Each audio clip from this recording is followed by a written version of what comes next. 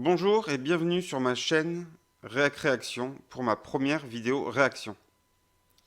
Donc après la journée internationale des droits des femmes, je suis tombé sur cet article du Figaro qui traite des inégalités salariales entre les hommes et les femmes. Donc je vais vous commenter ce petit article. Donc salaire, les femmes touchent en moyenne 24% de moins que les hommes. Alors directement, je vais vous donner l'argument massu pour assommer tout interlocuteur féministe qui vous présenterait ce chiffre. Il faut commencer par lui demander c'est quoi le but d'un patron? Pourquoi il est patron en fait, le patron? Normalement, s'il est pas con, il va vous dire eh ben en fait c'est pour faire un peu d'argent parce que il a créé une entreprise pour faire des bénéfices. Et ok. Alors normalement, si une femme à compétences égales, à temps de travail égal et à productivité égale coûtait 24% de moins au patron, le taux de chômage des femmes devrait être au plus bas. Le patron choisirait d'abord les femmes, puisqu'elles coûtent 24% de moins. Et alors le mec, il va vous dire oui, c'est pas faux, c'est logique. Il dit bah alors regarde le taux de chômage entre les hommes et les femmes. Hop, INSEE, taux de chômage entre hommes et femmes. Alors femmes 6,9, hommes 7,4. Donc il y a 0,5 de différence. Là 0,4. Là 0,3. Là 0,1. Là 0,3. Là, c'est les femmes qui sont plus au chômage que les hommes. On regarde le graphique. Depuis 2010-2011, les courbes se croisent et se chevauchent surtout. Donc on a à peu près le même taux de chômage chez les hommes comme chez les femmes. Et ce qui est encore plus drôle, c'est qu'avant 2010, les femmes étaient beaucoup plus au chômage que les hommes. Parce que les femmes, c'est le bleu clair, hein, et les hommes, le jaune. Donc elles étaient beaucoup plus au chômage que les hommes dans les années 90, par exemple. Et vous verrez qu'elles étaient encore moins bien payées, selon l'INSEE, dans ces années-là. Donc, ça n'a encore moins de sens qu'aujourd'hui. Donc, continuons. Donc, voilà. Donc, déjà, ça, c'est l'argument massu. Il y a autant de femmes au chômage que les hommes, alors qu'elles coûtent 24% de moins. Il y a anguille sous roche, les gars. Il y a un truc qui ne va pas. Et vous allez avoir la réponse. À poste et à temps de travail équivalent, cet égard se réduit à 4%. Donc, on vous fait croire qu'il y a 24% de différence, mais en réalité, à temps et à poste égal, il n'y a que 4% de différence. Et vous me direz, ah, 4%, c'est quand même encore beaucoup, il faudrait qu'il y ait 0%. Alors, je sais pas, j'ai jamais vu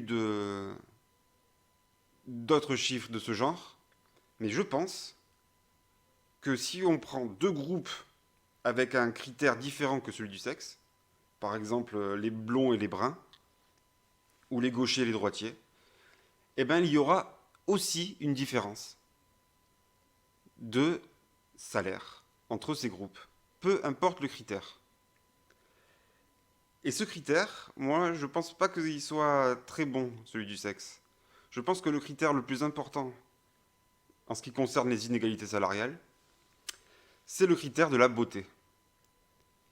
Pourquoi? Parce que l'effet de halo. Alors je vais vous montrer ce que c'est. On va sur Wikipédia.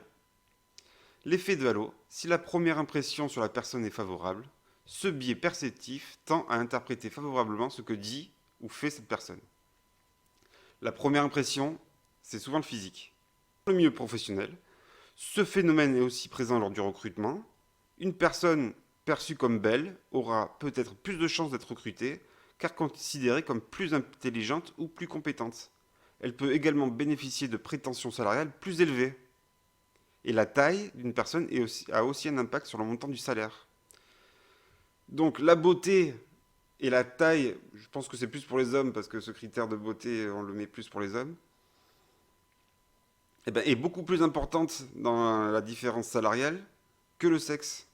Je vous en fais le pari. Donc un phénomène de ségrégation professionnelle. À poste comparable et à temps de travail égal, l'écart salarial se réduit pour atteindre 4,3. Mais l'ancienneté dans l'entreprise, le niveau de diplôme ou encore l'expérience professionnelle ne sont pas pris en compte dans le calcul, alors qu'ils sont des éléments essentiels pour définir la rémunération d'un collaborateur. Donc ça veut dire aussi que ce chiffre de 4,3, il a été trouvé sans tous ces critères-là, les critères qui sont essentiels. Les inégalités salariales à temps de travail équivalent peuvent s'expliquer par des différences de postes occupés. Voilà. Les femmes et les hommes n'exercent pas les mêmes métiers et ne travaillent pas dans les mêmes entreprises ou secteurs. Note l'INSEE. Ce qui qualifie de phénomène de ségrégation professionnelle. Comme si on interdisait aux femmes certains métiers et on interdisait aux hommes certains métiers. Alors que l'explication est toute simple.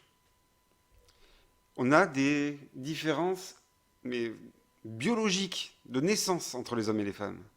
Et je vous montre ça.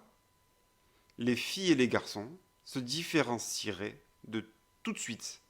Les nouveau-nés filles préféreraient les visages alors que les nouveau-nés garçons auraient une prédilection pour les objets mobiles. C'est une étude Conlan and Cole de 2000. Donc, cela engendre les occupations et les préférences entre des filles et des garçons. C'est pour ça que les filles jouent aux poupées et les garçons aux petites voitures. Filles préfèrent les visages poupées, garçons les objets mobiles voitures. Voilà. Et c'est aussi pour cette raison que les filles